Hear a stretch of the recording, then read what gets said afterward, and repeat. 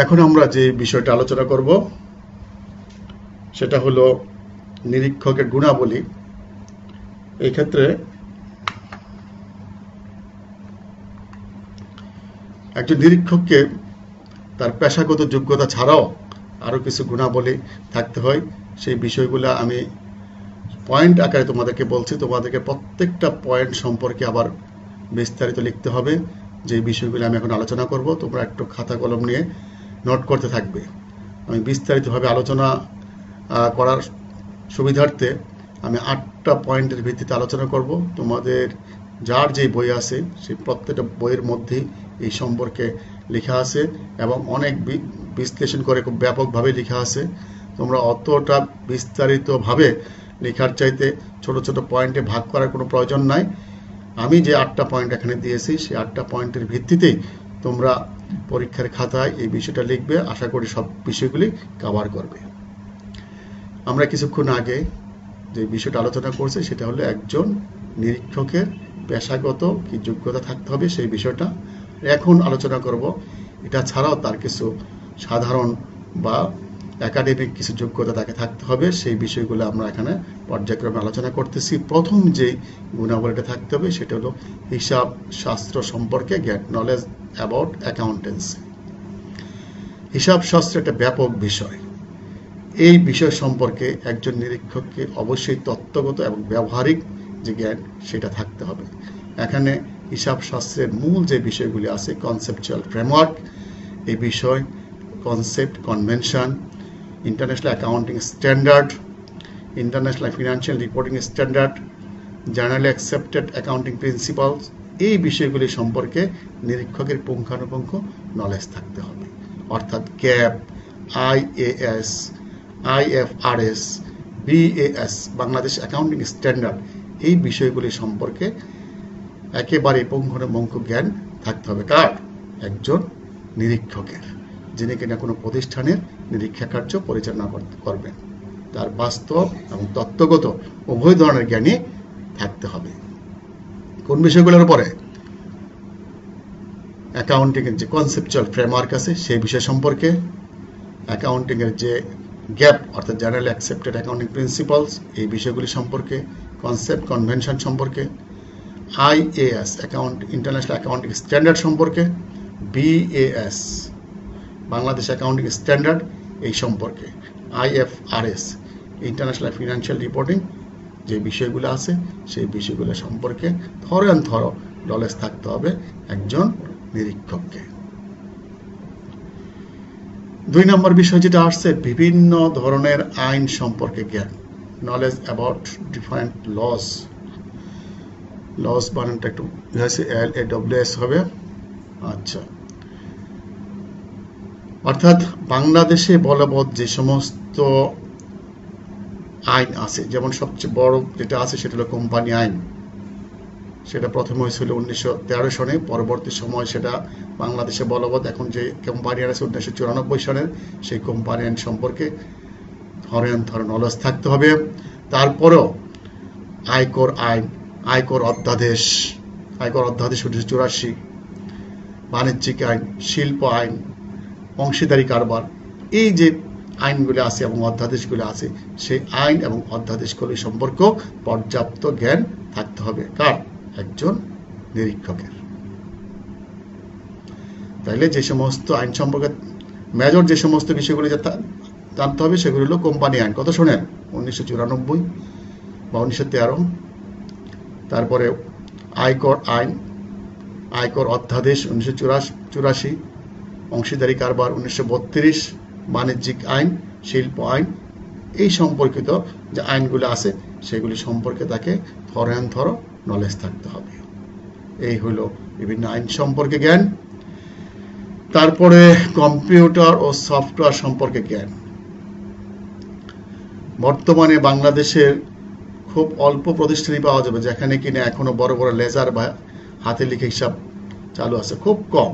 আমার মনে হয় শতকরা 98 বা 99 প্রতিষ্ঠানই এখন যান্ত্রিক হিসাব পদ্ধতি বা সফটওয়্যার ব্যবহৃত হচ্ছে। এবং তোমাদেরকে বলছিলাম যে কয়েকটা সফটওয়্যার বাংলাদেশে যেগুলো খুব বর্তমানে বেশি চলতেছে, একপেক, টালি, এই সফটওয়্যারগুলি সম্পর্কে আমাদের নলেজ থাকতে হবে। তাই একজন নিরীক্ষক যিনি কোনো প্রতিষ্ঠানে নিরীক্ষা কার্য পরিচালনা করবেন তাকে অবশ্যই কম্পিউটার অর্থাৎ যান্ত্রিক হিসাব পদ্ধতি এবং বিভিন্ন ধরনের সফটওয়্যারগুলো সম্পর্কে জ্ঞান থাকতে হবে। আমাদের দেশে বর্তমানে টালি সফটওয়্যারটা খুব বেশি ব্যবহৃত হচ্ছে, এছাড়াও আর অন্যান্য সফটওয়্যার আছে, সেগুলি সম্পর্কেও একজন নিরীক্ষককে পর্যাপ্ত ধ্যান ধারণা বা জ্ঞান থাকতে হবে। 4 নম্বর, সততা, বুদ্ধিমত্তা, ধৈর্যশীল। এই গুণাবলীগুলোকে ব্যক্তি পর্যায়ের পরে, অর্থাৎ একজন নিরীক্ষককে অবশ্যই সৎ এবং সততার সাথে প্রতিষ্ঠানের যাবতীয় কার্যাবলী সম্পন্ন করতে হবে। সেই ক্ষেত্রে তার বুদ্ধিমত্তা এটা বিরাট বিষয়। প্রতিটা ক্ষেত্রে তার বুদ্ধিমত্তা সাক্ষ্য রাখতে হবে এবং কাজ করতে গেলে বিভিন্ন ধরনের সমস্যা আসবে। সেই সমস্যাগুলি অত্যন্ত ধৈর্যের সাথে সেই বিষয়গুলি মোকাবেলা করে তাকে একটা পূর্ণাঙ্গ পরিপূর্ণ রিপোর্ট কর্তৃপক্ষের নিকট প্রদান করতে হবে। তাইলে এই বিষয়গুলি সাধারণত একজন নিরীক্ষকের অবশ্যই থাকা বাঞ্ছনীয় এবং সাধারণত নিরীক্ষক যারা থাকেন তাদের এই সমস্ত গুণাবলীগুলি অবশ্যই থাকে। 5 নম্বর আমরা যে বিষয়গুলো আলোচনা করতে যাচ্ছি সেটা হলো এরকম নিরপেক্ষ দৃষ্টিভঙ্গি। এটা প্রতিষ্ঠানে যে ফিনান্সিয়াল স্টেটমেন্ট প্রস্তুত করে সেখানে বিভিন্ন ধরনের কর্মকর্তা কর্মচারী যদি থাকে, একজন নিরীক্ষককে সবসময় কোনো পক্ষের কাছে নত স্বীকার করা বা কোনো পক্ষের দ্বারা প্রভাবিত হওয়া এটা কোনোভাবেই সম্ভব হয়। তাকে অবশ্যই সর্বক্ষেত্রে নিরপেক্ষ ভূমিকা পালন করতে হবে এবং হিসাব নিরীক্ষার পরে যে প্রতিবেদন প্রদান করবেন সেটাও নিরপেক্ষভাবে প্রদান করতে হবে। এই হলো নিরপেক্ষ দৃষ্টিভঙ্গি। 6 নম্বর বিষয় হলো গোপনীয়তা রক্ষা করা। গোপনীয় রক্ষা করা এটা প্রতিষ্ঠানের অত্যন্ত একটা গুরুত্বপূর্ণ বিষয়। যদি accounting is an information system, কিন্তু তারপরও যার যতটুকু তথ্য পাওয়ার অধিকার শুধু তাকে ততটুকুই তথ্য প্রদান করতে হবে। এই ক্ষেত্রে একজন নিরীক্ষক যিনি নিয়োগকর্তা কর্তৃক নিয়োজিত, সেই ক্ষেত্রে তিনি তার কাছে দায়বদ্ধ থাকবেন এবং যে কোনো ধরনের বিষয় কোথাও প্রকাশ করবেন না, এটা তার সাধারণ বৈশিষ্ট্যের মধ্যে থাকতে হবে। অর্থাৎ প্রতিষ্ঠানের কোনো বিষয় বাইরে প্রকাশ করবেন না, সর্বক্ষেত্রে তাকে গোপনীয়তার আশ্রয় নিতে হবে। 7 নম্বর, ভাষা সম্পর্কে জ্ঞান। তোমরা জানো যে একজন নিরীক্ষক সাধারণত একটা প্রতিষ্ঠান নিরীক্ষা কার্য প্রতিষ্ঠানের আয়তন বা আকারের ভিত্তিতেই নিরীক্ষা কার্যের সময়টা নির্ধারিত হয়। তবে সাধারণত 2 থেকে 3 মাস বা কোনো প্রতিষ্ঠানের ক্ষেত্রে সেটা 6 মাস পর্যন্ত সময় লাগতে পারে সে নিরীক্ষা কার্যটা সম্পন্ন করতে। তারপর নিরীক্ষা কার্য যখন সম্পন্ন হলো তখন তার উপর ভিত্তি করে এটা নিরপেক্ষ দৃষ্টিভঙ্গিতে সেই নিয়োগকর্তার নিকট তাকে একটা নিরীক্ষা প্রতিবেদন জমা দিতে হয়। সেই নিরীক্ষা প্রতিবেদনের যে ভাষা জ্ঞান বা ভাষা ব্যবহার করতে হবে সেটা যে এমন হতে পারে যার অ্যাকাউন্টিং নলেজ নেই তিনিও যেন এই সম্পর্কে অর্থাৎ হিসাব সম্পর্কে বা ফিনান্সিয়াল স্টেটমেন্ট সম্পর্কে সম্যক জ্ঞান লাভ করতে পারেন। তার উপস্থাপনটা সেই রকম হতে হবে, অর্থাৎ ভাষার ব্যবহারটা সেই রকম হতে হবে। সর্বশেষ আমরা যে বিষয়টা নিয়ে আলোচনা করব অর্থ মুদ্রানীতি সম্পর্কে জ্ঞান। কারণ হিসাব বিজ্ঞান বা হিসাব সম্পর্কিত যে সমস্ত বিষয়গুলি থাকে ফিনান্সিয়াল স্টেটমেন্টে সেগুলি অর্থ এবং অর্থের দ্বারা পরিমাপযোগ্য হয়।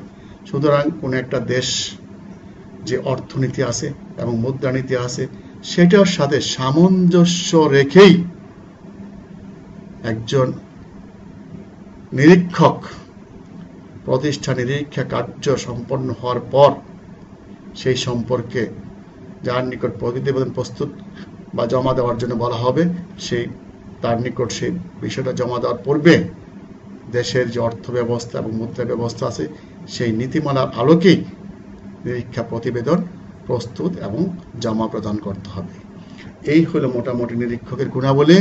তাহলে কি কি বিষয়গুলো তোমাদের এখানে লিখতে হবে? হিসাব শাস্ত্র সম্পর্কে জ্ঞান, এই বিষয়টা সম্পর্কে তাহলে এই পর্যন্ত আমরা যে বিষয়গুলো আলোচনা করলাম, প্রথমে আলোচনা করলাম যে একজন নিরীক্ষকের কি পেশাগত যোগ্যতা থাকতে হবে, তারপরে আলোচনা করলাম নিরীক্ষকের আরো কি কি গুণাবলী থাকতে হবে। সেই গুণাবলীর মধ্যে আমরা প্রথমে আলোচনা করছি হিসাব শাস্ত্র সম্পর্কে জ্ঞান, সেই বিষয়টা আলোচনা করলাম। তারপরে আলোচনা করলাম যে বাংলাদেশে বলবৎ যে বিভিন্ন ধরনের আইনগুলো আছে এবং অধ্যাদেশ আছে সেগুলি সম্পর্কে তাকে জ্ঞান থাকতে হবে, এবং কম্পিউটার বা যান্ত্রিক হিসাব পদ্ধতি এবং বিভিন্ন ধরনের যে সফটওয়্যার আছে সেই সফটওয়্যার সম্পর্কে তাকে জ্ঞান থাকতে হবে। আর কতগুলি পার্সোনাল কোয়ালিটিস যেগুলো আছে, সততা, বুদ্ধিমত্তা এবং ধৈর্যশীল, সেই বিষয়গুলি তাকে থাকতে হবে। এবং রিপোর্ট প্রদানের ক্ষেত্রে বা কার্য সম্পন্ন করার ক্ষেত্রে নিরপেক্ষ দৃষ্টিভঙ্গি থাকতে হবে। সর্বক্ষেত্রে গোপনীয়তার আশ্রয় রাখতে হবে, কোনো কিছু তাকে ইচ্ছাকৃতভাবে প্রকাশ করতে পারবে না। আর প্রতিবেদন লেখার ক্ষেত্রে ভাষাটা এমন হতে হবে যার হিসাব বিজ্ঞান সম্পর্কে জ্ঞান নাই ইনি যেন বুঝতে পারেন। আর সর্বশেষ বাংলাদেশের যে অর্থনীতি এবং মুদ্রানীতি আছে সেই সম্পর্কে তাকে জ্ঞান থাকতে হবে। এই হলো আমাদের একজন নিরীক্ষকের যে সমস্ত যোগ্যতা এবং গুণাবলী থাকতে হবে, সেই বিষয়গুলি আমি আলোচনা করলাম। আশা করি তোমরা এই বিষয় সম্পর্কে লিখতে পারবে।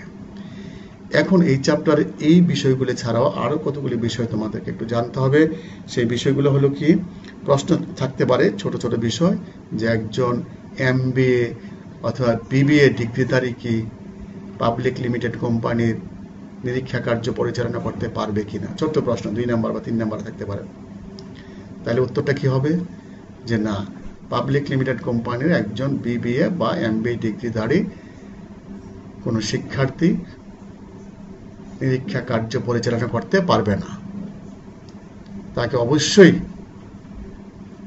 চার্টার্ড অ্যাকাউন্টেন্ট হতে হবে, অর্থাৎ FCA হতে হবে, যেটা নাকি 1973 সনের চার্টার্ড অ্যাকাউন্টেন্ট অর্ডার আছে, সেই অর্ডার অনুসারে তাকে চার্টার্ড অ্যাকাউন্টেন্ট হতে হবে। তাহলে একজন BCom বা MCom অথবা BBA অথবা MBA ডিগ্রিধারী পাবলিক লিমিটেড কোম্পানির নিরীক্ষা কার্য পরিচালনা করতে পারবে না। আবার এই ধরনের প্রশ্ন থাকতে পারে যে হিসাব বিজ্ঞান এবং নিরীক্ষার মধ্যে কি পার্থক্য। এই বিষয়গুলো সম্পর্কে তোমরা আমাদের যার যার বই আছে সেই বইগুলোতে একটু দেখে নিবা। যদি এগুলো খুব তোমার আশা করি তোমরা এই বিষয়গুলো সম্পর্কে মোটামুটি ধারণা আছে, হিসাব বিজ্ঞান কি এবং নিরীক্ষা কার্য কি এতদিন আলোচনা করার পরে এর মধ্যে কি পার্থক্য, 4টা 5টা পার্থক্য তোমরা একটু দেখে নিবা। এই চ্যাপ্টার আরো যে সমস্ত বিষয়গুলো একটু দেখার আছে সেগুলো হলো এরকম, যে কালান্তিক নিরীক্ষা এবং ধারাবাহিক নিরীক্ষা এই দুটার মধ্যে কি পার্থক্য আছে সেই বিষয়টা তোমরা একটু দেখে নিবা। আরো একটা বিষয় দেখবা, সেটা হলো বিধিবদ্ধ নিরীক্ষা এবং অবিধিবদ্ধ নিরীক্ষা, এই দুটার মধ্যে কি পার্থক্য সেই সম্পর্কে তোমাদের একটু ধারণা থাকতে হবে। তাইলে এই চ্যাপ্টারটা সম্পর্কে মোটামুটি ভাবে একটা ধারণা তোমাদের চলে আসবে। অর্থাৎ আমরা তাহলে কি আলোচনা শিখতে পেলাম, যে নিরীক্ষা কি, তারপরে নিরীক্ষা যে উপকারিতা বা সুবিধা সেই বিষয়গুলো আমরা আলোচনা করতে পারছি, বিভিন্ন ধরনের নিরীক্ষাগুলি সম্পর্কে আমরা আলোচনা করতে পারছি। তারপরে এই নিরীক্ষা কার্য যে পরিচালনা করবে আজকে তার কি কি গুণাবলী বা যোগ্যতা থাকতে হবে সেই বিষয়গুলো আলোচনা করলাম। তারপরে আরো কিছু ছোট ছোট প্রশ্ন যেগুলো আমরা আলোচনা করলাম, সেগুলো কি একজন BCom MCom অথবা MBA BBA ডিগ্রিধারী কি পাবলিক লিমিটেড কোম্পানির নিরীক্ষা কার্য পরিচালনা করতে পারবে কিনা সেই সম্পর্কে একটা ধারণা দিলাম। তারপরে আছে সেটা হলো ধারাবাহিক নিরীক্ষা এবং কালান্তিক নিরীক্ষার মধ্যে কি পার্থক্য সেই বিষয়টা তোমরা একটু দেখবে।